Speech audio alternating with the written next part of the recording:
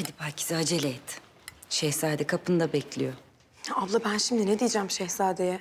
Ne konuşacağım onunla? Benden bir cevap bekleyecek ve benim ona verecek bir cevabım yok. Sen de dinlersin o zaman. Sakın hayır deme. Düşünmek için vakit iste. Sonra ölçer tartarsın şehzadenin dediklerini. Aman diyeyim Pakize. Hayır deme sakın. Görüyorsun halimizi. Hadi.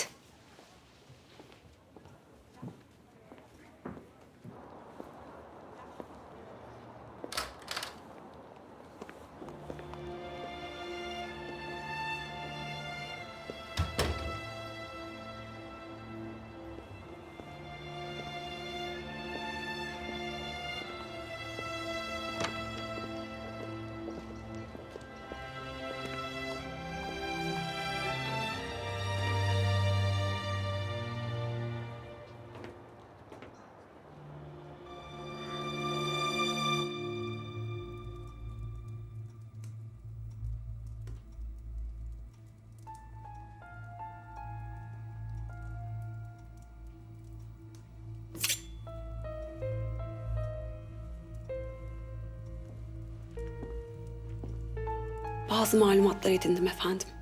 Nedir? Marif nezaretinde Arap aşiret reis çocuklarının isimleri ve kayıtları yazılı olarak tutulmuyormuş.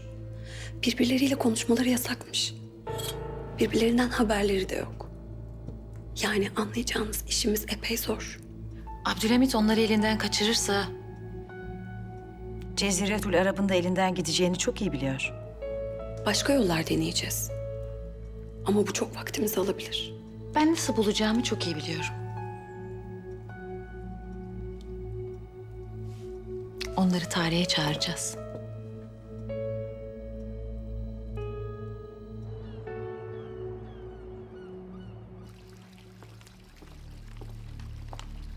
Hünkârım, Havafi Mezbele Rus sefaretinin çöpünden bu kağıdı bulmuş. Lakin okunacak vaziyette değil. Hünkârım, bilhassa mürekkebe batırılmış bu kağıtları niye arattınız? Şimdi göreceksin paşa.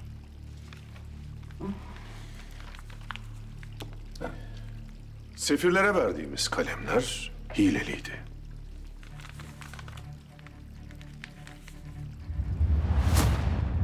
Hususi olarak imal ettirdik.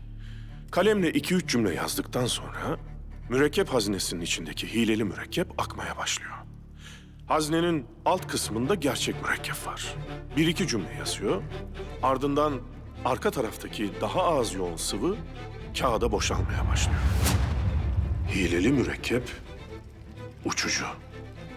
Ardından da yazılan ilk birkaç cümle ortaya çıkıyor. Hünkârım, bu kalemi kullanacaklarından nasıl emin olduk? Sefirler yazmasa başkası yazardı. Öyle kıymetli bir kalemi elbet biri kullanacaktı. İstihbarat budur paşa. Malumat toplamak için her yolu denersin. Birisinden biri işe yarar, bazen de yaramaz. Lakin bu sefer talihimiz yaver gitti. Hünkârım, önemli bir malumat mı?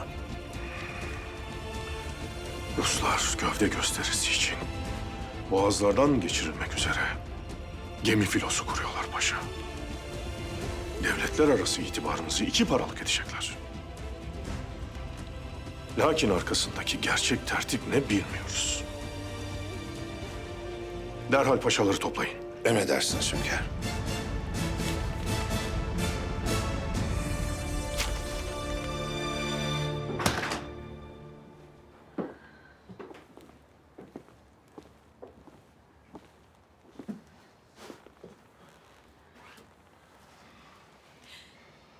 Bir yandan düğün hazırlıkları, bir yandan vazife seni çok yordu biliyorum.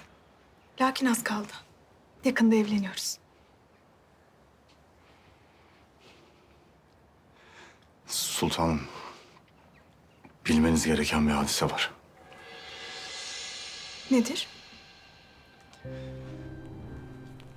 Ben Naime, Hatice?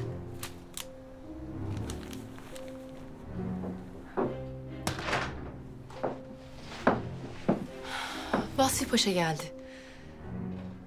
Düğününüze o da katılabilecek. Gözün aydın. Çok sevindim. Ben de öyle. Kendisi gelir gelmez hünkârımızla bizzat konuşmak istedi. Lakin ben mani oldum.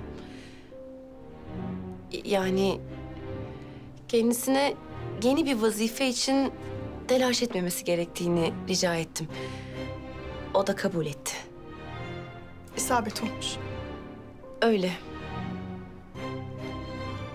Öyle.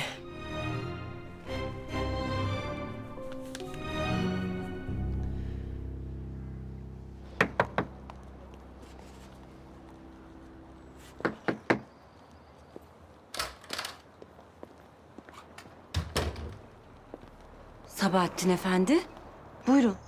Pakize Hanım'la görüşmek istiyorum. Pakize evde değil. Onunla muhakkak konuşmam lazım. Burada dönmesini bekleyeceğim. Lakin bu münasip olur mu? Ev önünde bekleme, Pakize'nin ne zaman geleceğini bilmiyorum. Efsun Hanım, eve dönmesi günler de sürse... ...kardeşinizi burada bekleyeceğim.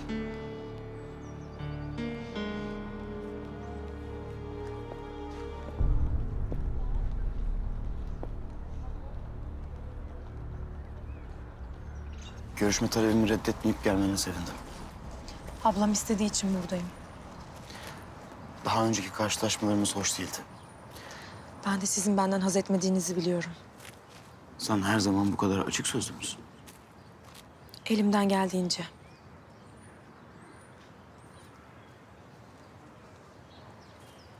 Firuze.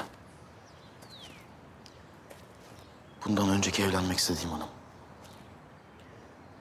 Kendisiyle birlikte içimdeki iyi niyeti ve insanlara olan inancımı öldürdü.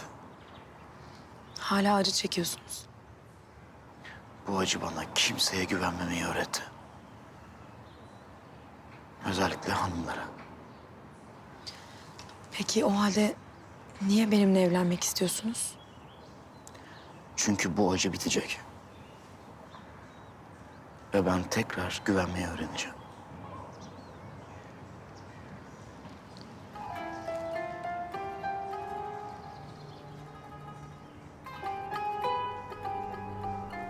Teklifimi kabul edersen senin sayende. Sakın hayır deme. Düşünmek için vakit iste. Sonra ölçer tartarsın şehzadenin dediklerini. Hemen cevap vermek mecburiyetinde miyim? Elbette değilsin. Lakin ne kadar çabuk cevap verirsen o kadar mesut olurum.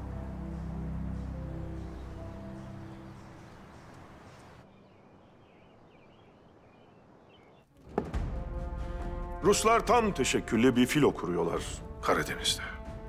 Maksatları ne acaba? Boğazları ellerini kollarını sallayarak geçip itibarımızı zedelemek. İstihbaratımız sağlam mı? Yanlış bir malumat almış olmayalım hünkârım. İstihbaratı bizzat biz aldık. Rusların tam teşekküllü bir donanma kurması 3 günlerini alacaktır Karadeniz'de. Gemileri farklı limanlarda.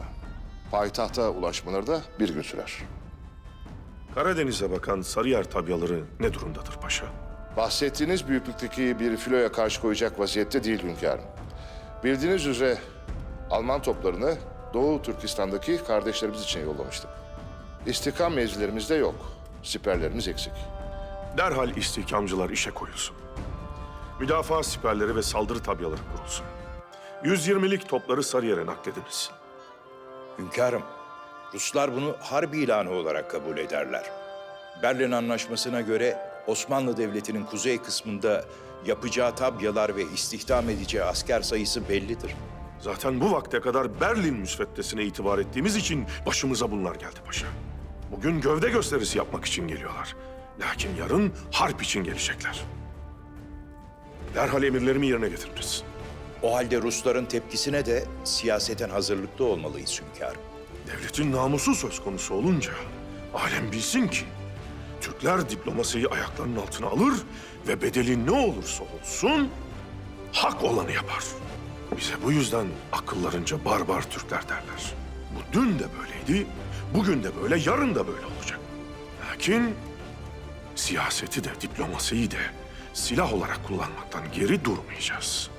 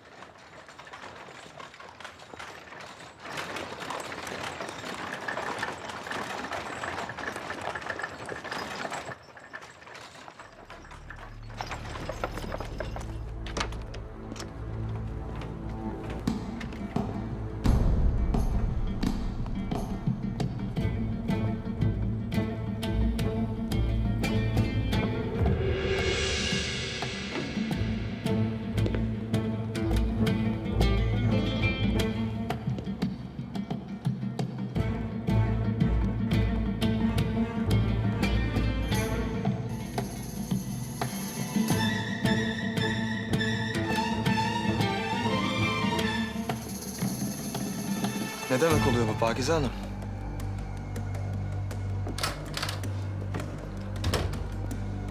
Duyduklarım doğruymuş demek. Bana verdiğin sözden bu kadar çabuk caydın ha? Şimdi Abdülkadir'e evet dedin. Beni sorgusuz sualsiz şu an yargılıyorsunuz. Sen ne zaman hapisten çıktın da hesap soruyorsun? Seninle değil Şehzade Efendi. Pakize ile konuşmaya geldim ben. Cevap versene. Yalancının tekiyim. Hanedan mensubu olmak için senden vazgeçtim. Saray daha bir güzel göründü gözüme desene. Saltanatın yalancı parıltısını hakikatten daha çok severim ben. Desene! Bırak! Seni göründüğün gibi temiz, masum biri sanmıştım ben. Yazık. Yazık.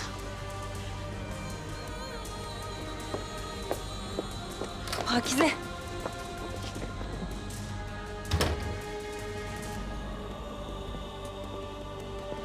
Bu kadar konuştuğun yeter. Suallerinin cevabını aldıysan artık Pakize'den uzak dur.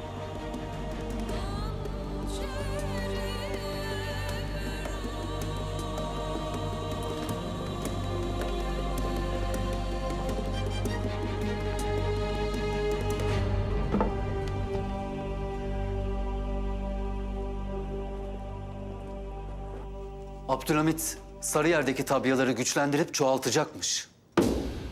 Nasıl yapar bunu? Abdülhamit Berlin Anlaşması'nı çiğniyor. Harp tehdidi olmadan bunu asla yapamaz. Bu bütün dünyaya harp ilan etmek demek. Abdülhamid'in yaptığımız hamleden haberi olmalı ki harp tehdidinin ortaya çıktığını biliyor. Ya sen ya da ben Abdülhamid'e çalışıyoruz. Bay Parvus, yazışmalar başladığından beri ben buradan dışarı çıkmadım. Telgraf hatları da temiz. Bunu nasıl bilebilir Abdülhamid? Yaptığının Rusya tarafından savaş ilanı sayılacağını söyleyeceğim. Otur yerine. Ben gideceğim.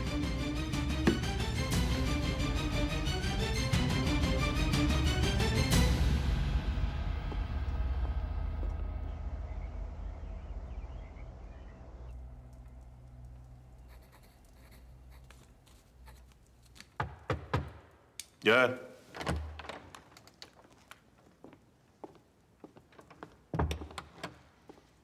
Hünkârım, Şehzade Mehmet Selim Efendi geldiler.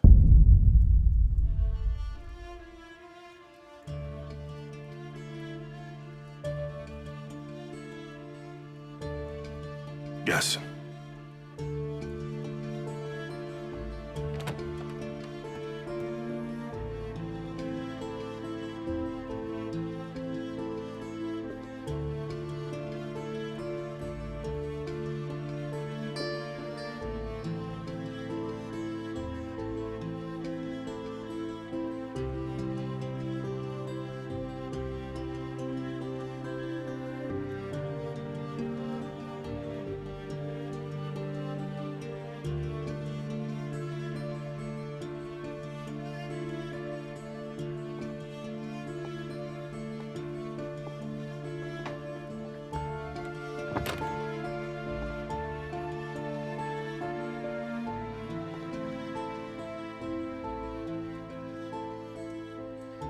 Hünkârım. Müsaade buyurursanız elinizi öpeyim.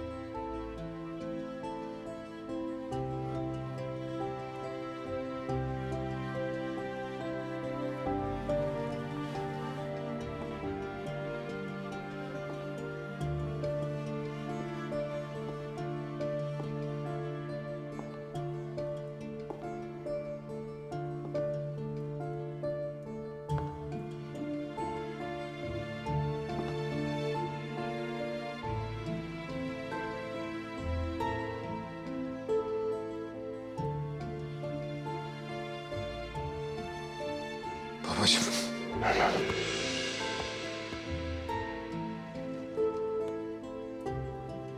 Hoş geldin evladım. Maşallah.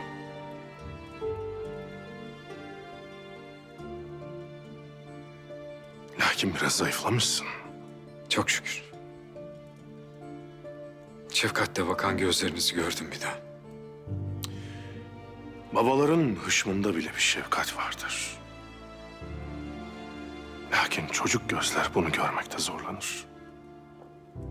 Ta ki babanın gözleri kapanıncaya dek. Ondan sonra elem veren tüm hatıralar şefkate bürünür. Allah ömrünüzü bereketlendirsin. Ben şefkatinizden uzak, hiddetinizle kavrulmaya razıyım. Yeter ki sizi başımdan eksik etmesin. Eyvallah. Anlatınız. Neler yaptınız, neler gördünüz? Gördüğüm her yeri sizin de görmeniz için fotoğrafladım. Gidemediğim yerlerden de arkadaşlarımdan rica ettim. Sizin için çektikleri fotoğrafları gönderdiler. 400'den fazla fotoğraf getirdim sizin için. Beni pek memnun ettin evladım. Şimdi bakmaya fırsatınız olmaz diye yanımda getirmedim. Lakin biraz bahçeye çıkabilirseniz size göstermek istediğim bir şey var. Bahçemde benim görmediğim ne göstereceksiniz? Sizin için aldığım hususi bir hediye.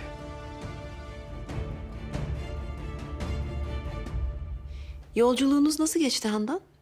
Biraz bulantım oldu. Lakin şimdi iyiyim. Deniz sertti herhalde. Gemi sallamıştır. Bulantısının sebebi Deniz değil. Handan kızım bebek bekliyor. Öyle mi? Ne güzel haber bu. Hayırlı olsun. Sağ olun. Allah sağlıkla kucağımıza almayı nasip etsin. Amin. Kim bilir ne güzel istir. Sabah bulantıları hariç öyle. Darısı sizin başınıza. Allah sizlere de nasip etsin. Mehmet Selim baba olacağı için çok heyecanlıdır eminim. Hem de nasıl. Yediklerime benden çok o dikkat ediyor. Darısı Şehzade Abdülkadir'in başına. Diyeceğim lakin sanırım kendisi izdivaç konusunda pek münasip kararlar almayı beceremiyor. Anlayamadım. İlk nişanlısını terk etti. Sonra da ailenize yakışmayan, soyu sopu belirsiz bir kızla evlenmek istemiş. Seniha halam bahsetti. Çok üzüldük.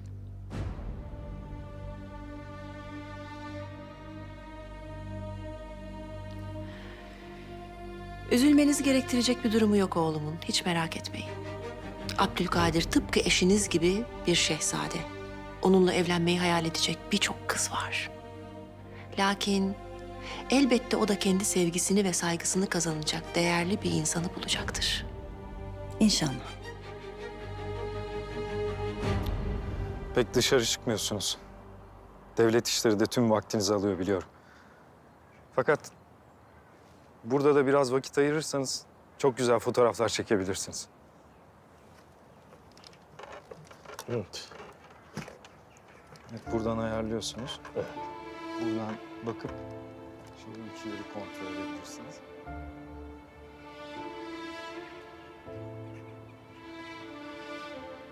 Ya!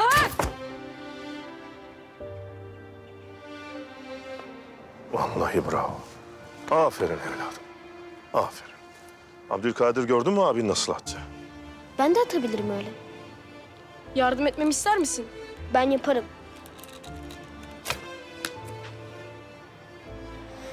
Abin gibi atabilmen için biraz daha çalışman lazım evladım.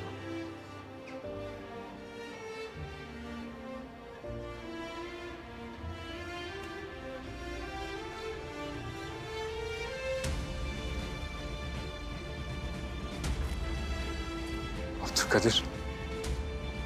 Abi.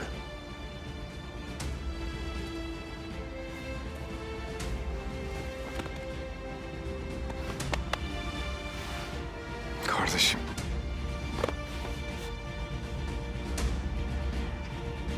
Hoş geldin abi. Hoş bulduk. Sonunda kavuştuk.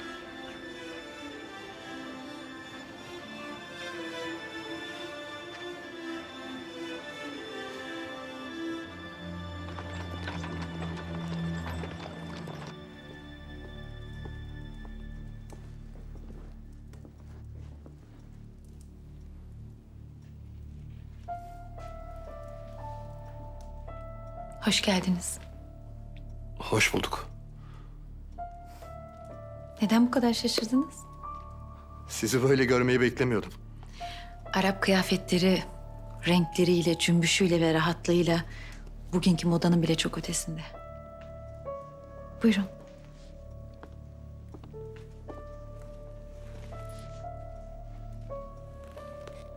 Arap coğrafyasından çıkarttığım eserleri sergilemek istiyorum.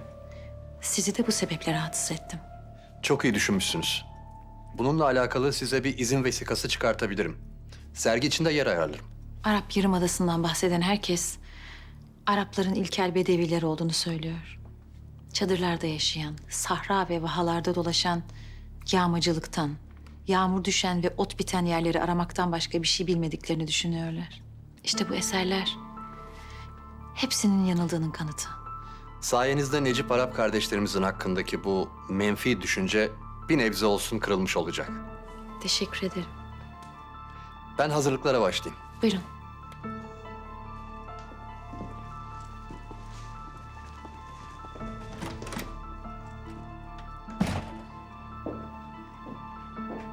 Gerçekten böyle mi bulacağız? Kendi dedeleri hakkında bir sergi olacak bu. Hepsi gelecek. Beni Halis, Beni Cuşem, Beni Neccar, Beni Kaynuka, Beni Saide, Beni Şuteybe, Beni Kinene. Tüm kabilelerin gençleri gelecekler. Tek bir korkum var. Neymiş o? Bu kıyafetler içerisinde öyle güzelsiniz ki Arap gençlerinin size aşık olmaması için büyük bir çaba göstermeleri gerekecek. Esma.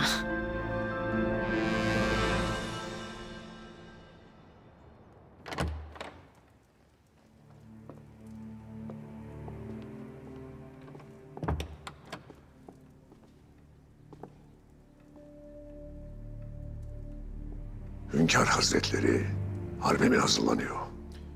Biz her daim harbe hazırız. Lakin her daim sulh isteriz.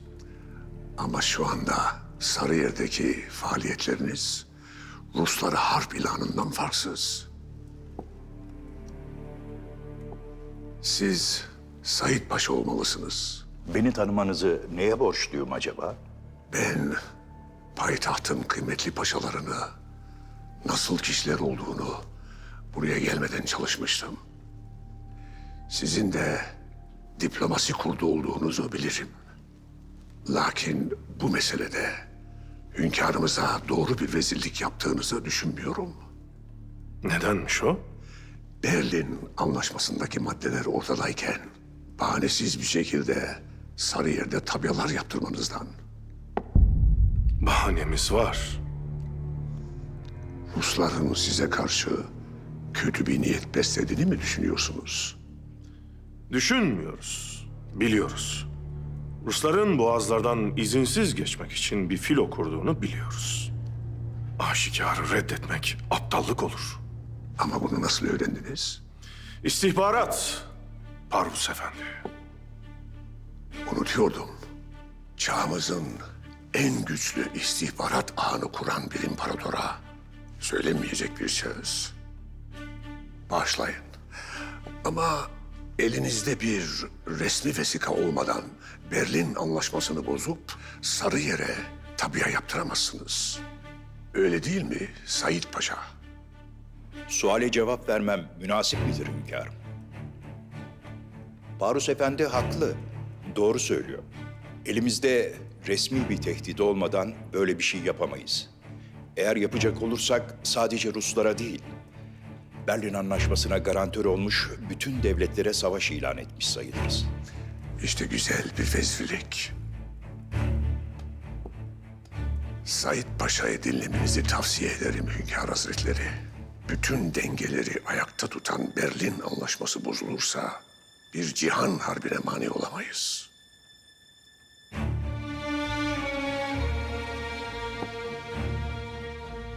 Peki. Emrimizi geri çekeceğiz. Doğru karar verdiniz. Bir cihan harbini biz de istemeyiz. Görüşme bitmiştir.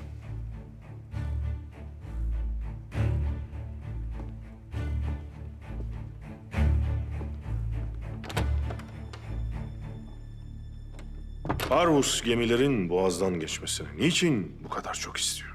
Bilmiyorum sultanım. Ama elimizde delil olmadan gemilere mani olmak için boğazda tabyalar kurarsak bu bütün dengeleri alt üst eder. Ruslar boğazlardan geçecek, itibarımız zedelenecek. Bunu biliyoruz ve bir şey yapamıyoruz. Öyle mi? Mutlaka Rusların itibarımızı zedelemenin dışında başka bir çıkarları vardır. Gemiler geçmeden bunu bilemeyiz efendim. Bu yüzden o gemilerin geçmesine mutlak surette mani olacağız.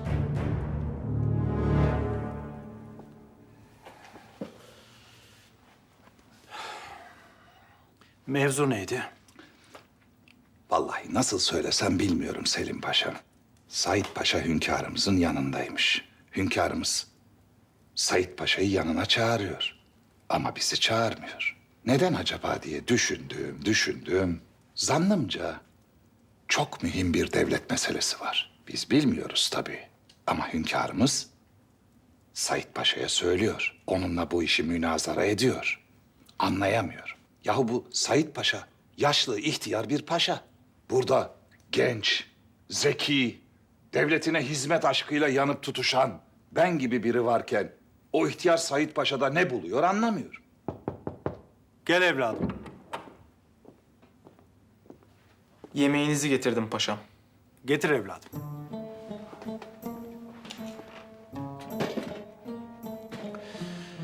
Eve geç gideceğim için Fadıl Usta'dan yemeğimi odama göndermesini istemiştim. Kusura bakmazsınız. Allah aşkına ne kusurunuza bakacağız Selim Paşam. Afiyet şeker olsun. Yahu bu Fadıl Usta da size ne göndermiş acaba? Mis gibi kokular geliyor. Bir baksam mı? Peki. Kuru fasulye. Etli kuru fasulye. Müsaade ederseniz bir kaşık tadabilir miyim? Kuru fasulyeyi çok severim de. Elbette. Sağ olunuz. Hah. Hı. Selim Paşam, bu sadrazamlık makamını istediğinizi siz de hünkârımıza bildirmişsiniz. Kulağıma öyle geldi. Halbuki biz sizi bu tür şeylerden haz etmezsiniz diye biliyorduk. Yani bu tür mevki makam işleri, bunlarla ilgilenmezsiniz diye biliyorduk. Siz böyle kendi halinizde Halim Selim bir insansınızdır. Adınız gibi. Halim Selim. Halim Selim. Selim Paşa. Halim Selim. Mahmut Paşa, ben de sadrazam olmak istiyorum. Herkes olmak ister. Lakin bence siz sadrazam olma arzunuzdan vazgeçiniz. Çünkü sizin duygusal vaziyetiniz şu sıralar sağlıklı kararlar almanıza münasip değil. Bu sebepten sadrazamlık makamı sizi haddinden fazla yoracaktır. Ben sizin iyiliğiniz için söylüyorum. Muhakkak öyledir eminim. Beni düşündüğünüzdendir Mahmut Paşa. Evet.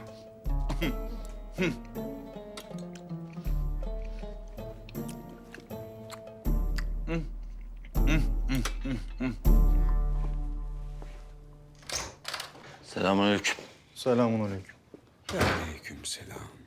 Paşam, Şıkmanol gazinoları, meyhaneleri, bitirme ocaklarını ziyaret etmiş. Hepsine de teklifler götürmüş. Bu adam neyine güveniyor? Neyine güveniyor da böyle palazlanmış horoz gibi tık tık tık tık tık tık tık dolaşıyor? Ha? Gerçi biliyoruz. Elimizden kaçırdığımız adama. Öyle değil mi? Paşam, anlaşılan o ki bu şık Manol bütün payitahta hakim olmaya çalışıyor. Bu ziyaretlerin başka manası yok. Şık Manol'ün gemisine ilk kim binmiş? Solak Ligor. O ne yahu? Solak Ligor. Gazinosu var. Babasıyla kan davasından kaçıp İstanbul'a gelmiş. Babası yaşarken bunu dizginliyordu. Kirli işlere pek girmiyordu paşam. Babası ölünce ölçüsü de kaçtı. Şık Manol'ün heroin işine evet demiş. Neden nama solak? Çok iyi bıçak kullanır paşam. Saldırmasını solunda tutar. Saldırmasını sağıyla kullananlar şaşırır, façayı yer. Şimdiye kadar bıçak dövüşünde yenilmemiş paşam. Ki yaşıyor Kızıl. Biz Şık Manol'e çökmeden önce bu adama gideceğiz. Alem bilecek ki Şık Manol'ün gemisine binen batar.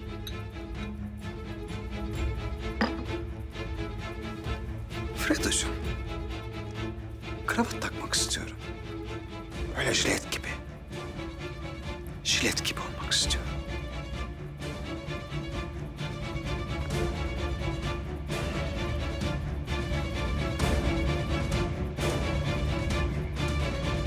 Hünkârım, Sarıyer istihkam emrini iptal ettik. Bir gerekçemiz yok diye. 4 cihette pusu kurmuşlar. Soluksuz saldırırlar. Dost bir vefa, felek bir rahmi devran bir sükun. Dert çok, hem dert yok. Düşman kavi, tali zebun.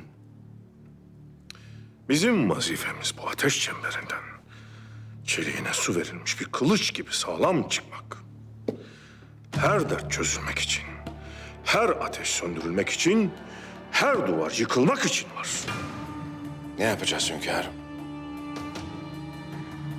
Kırık dümen tertibi. Harekete geçeceğiz paşa. Talimatları vereceğim.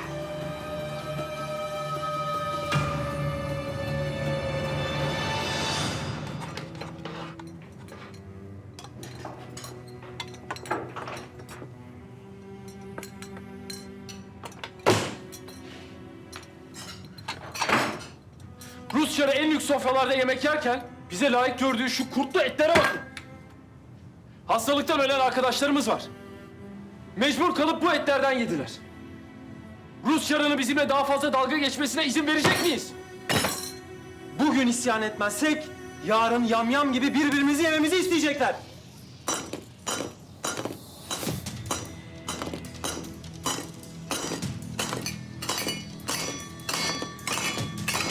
Ne oluyor burada? Kesin şunu! Bize yememiz için layık gördüğünüz etler bu mu? Daha iyisini hak etseydiniz çarımız verirdi. Şimdi sesinizi duymak istemiyorum, anlaşıldı mı?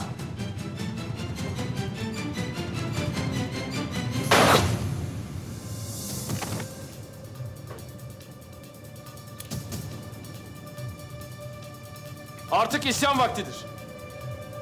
Rus çarı ya bizi ciddiye alacak ya da tahtından inecek. Karaya uyarı ateşi açın.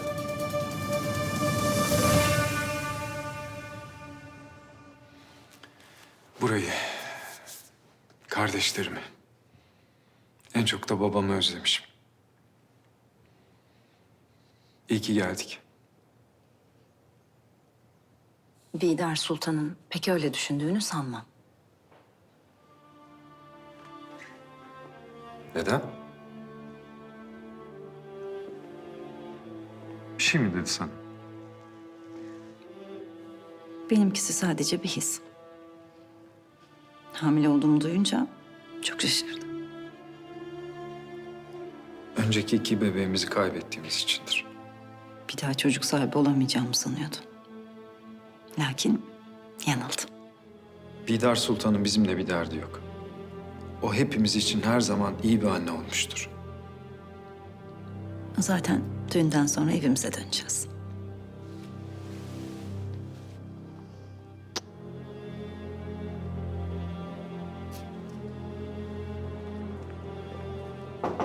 Gel. Efendim, bir gemimizde isyan başlamış. Neden? Karavana da verilen etler kurtlu çıkmış. Çar Hazretleri askerin yemeğini vermekten aciz mi? Gemi nereye gidiyor? Karadeniz'e dümen kırmış. Odessa'da kendi limanını bombalamış. Çıkabilirsin. Şimdi ne yapacağız? Planımızdan asla vazgeçmeyeceğiz. Gemide 1-2 saate teslim olur. Aç kalmaya dayanamayan askerlerle dolu bir gemi. Çok dayanamazlar.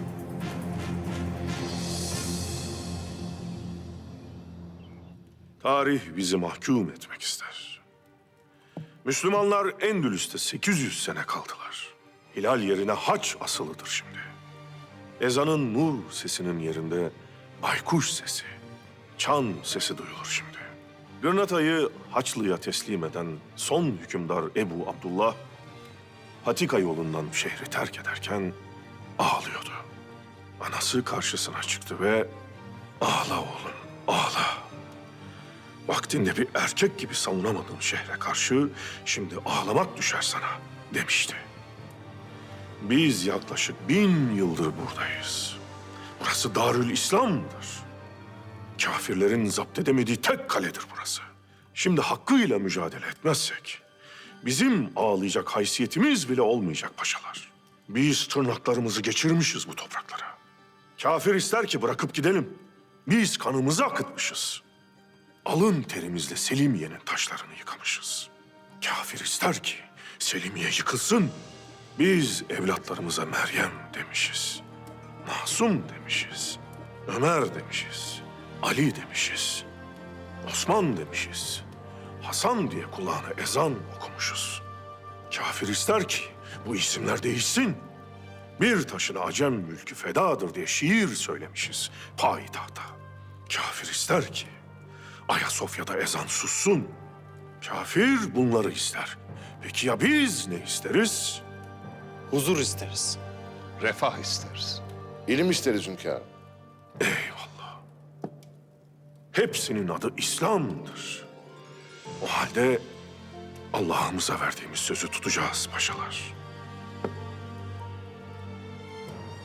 Ruslar türlü oyun tertipler. Elimiz kolumuz bağlı hünkârım. Bahanemiz olmadan mevzilerimizi bile güçlendiremiyoruz. Gel.